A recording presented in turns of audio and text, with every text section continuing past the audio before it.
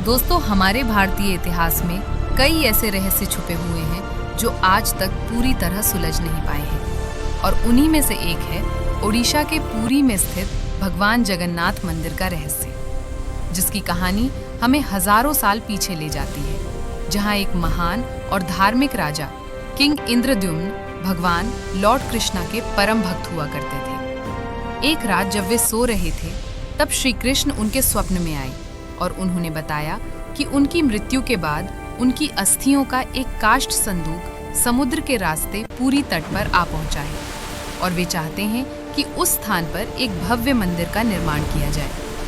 अगले ही दिन राजा ने अपने मंत्रियों और कारीगरों के साथ उस संदूक को खोज निकाला और उसके ऊपर मंदिर बनवाने का कार्य शुरू कर दिया।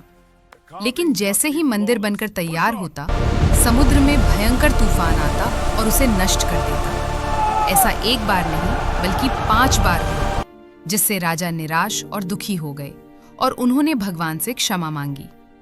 तभी एक दिव्य संत उनके दरबार में आए और उन्होंने मूर्तियां बनाने का प्रस्ताव रखा, लेकिन एक शर्त रखी कि जब तक वे अंदर रहकर मूर्तियां बनाएं, कोई भी दरवाजा नहीं खोलेगा। राजा ने उनकी बात मान ली और संत बंद कमरे में मूर्ति निर्माण करने लगे। कई दिन बीत गए और अंदर से आती आवाजें अचानक बंद हो गईं। रानी और दरबारियों को चिंता होने लगी कि कहीं कारीगर को कुछ हो न गया हो। अंततः राजा ने दरवाजा खुलवा दिया और अंदर का दृश्य देखकर सभी चौंक गए, क्योंकि वहां कोई कारीगर नहीं था, बल्कि भगवान जगन्नाथ, बलभद्र और सुभद्रा की 3 मूर्तियां रखी थीं जो अधूरी थीं। उनके हाथ पैर पूर्ण नहीं बने थे। तभी एक दिव्य आवाज गूंजी कि यही भगवान का सच्चा रूप है और उन्हें इसी रूप में स्वीकार किया जाए। राजा ने इसे भगवान की इच्छा मानकर उन मूर्तियों की स्थापना मंदिर में कर दी। कुछ समय बाद फिर समुद्र में भयंकर तूफान आया और लहरें मंदिर की ओर बढ़ने लगी। लेकिन इस बार वही संत समुद्र के सामने खड़े हो गए और उन्होंने अपनी दिव्य शक्ति से समुद्र को पीछे हटा दिया, जिससे मंदिर सुरक्षित रह गया। और सभी समझ गए कि वह संत कोई साधारण व्यक्ति नहीं, बल्कि स्वयं परम शक्ति थे।